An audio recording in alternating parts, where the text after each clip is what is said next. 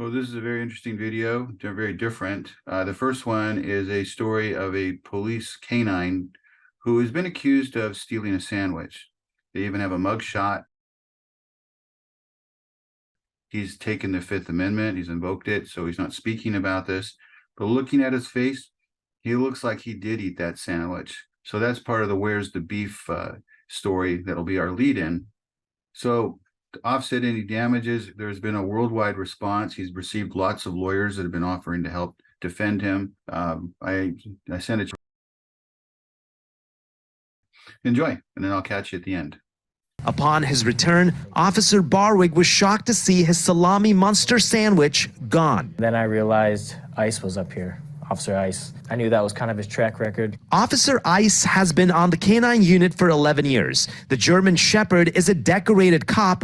Detective Sergeant Ken Grote says Ice also has hundreds of drug busts under his belt. The Wyandotte Police Department posted the incident on social media, noting that Officer Ice has pleaded the Fifth and asked for public opinion. The post since has gone viral, with thousands of likes and over 8,000 shares. Lieutenant Neil Hunter tells me folks believe Officer Ice is being framed. Everybody says the face says it all. He's innocent. He's got a handsome face, and he just couldn't do something this heinous. Now, pretty much every day, Officer Ice receives treats and toys not only from Michigan, but from around the world. He also received his own sandwich. Where are we now with this investigation? The public spoke.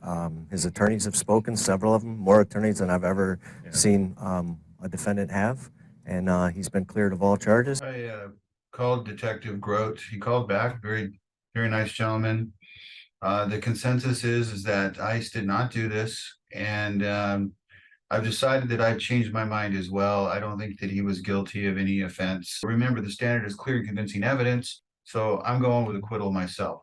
In this video, the individual will not get out of the car. You'll watch the police dog, sail right through the smashed window and get him and pull him out of the car with the aid of a lot of cops. You will see why I call this one the Nutcracker.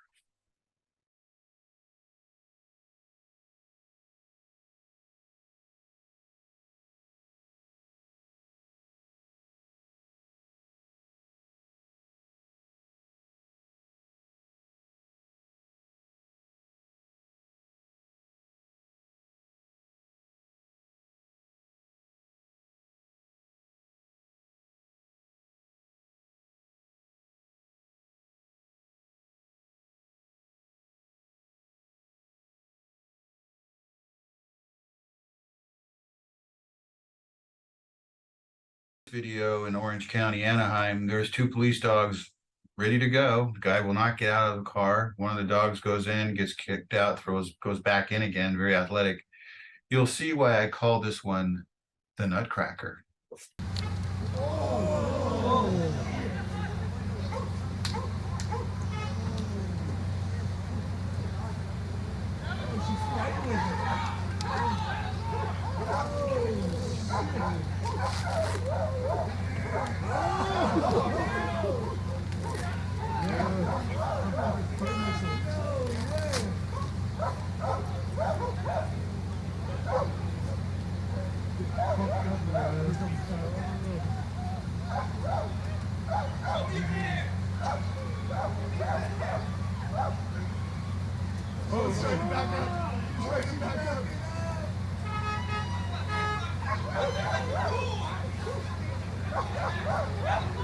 Eventually forced to exit the vehicle.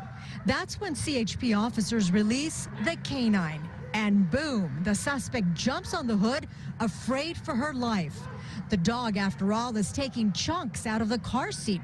Just take a look at that.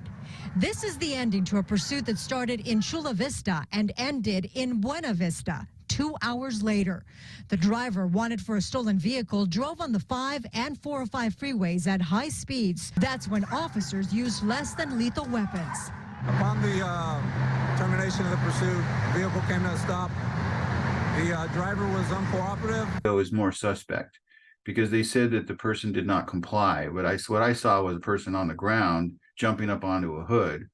So I really can't square that with the video. Maybe there's something that I'm missing, but it just goes without saying. I mean, if I was pulled over at a traffic stop, I would never get to the point where I'd have a police dog looking at me ready to tear me to pieces. This is a very quick joke. You ready for it? This guy's in a hurry, doesn't have his watch, doesn't have his phone, doesn't know what the time is. And he sees an elderly man sitting next to it, sleeping on, almost kind of sleeping on the ground, kind of leaned up against the side of a building. He's got a donkey next to him. He figures the guy's got a watch, runs over to him. Pardon me, sir. Pardon me. I'm sorry to interrupt you, but what time is it? Old man looks at him and goes, puts his hand up under the donkey's balls, and he raises them and lifts them. I'm going to tell you it's about 12:30. The guy goes, how the hell can you tell what time it is by weighing a donkey's balls? Are you sure? Guy goes, yeah, it's 12:31 now. The guy goes, I find it impossible to believe that you would know the time simply by putting your hand and weighing a donkey's balls. And the old man looks at him and says, you know, you assume too much. First of all, I'm not weighing the donkey's balls. I'm lifting them. And when I lift them, you see that clock over there?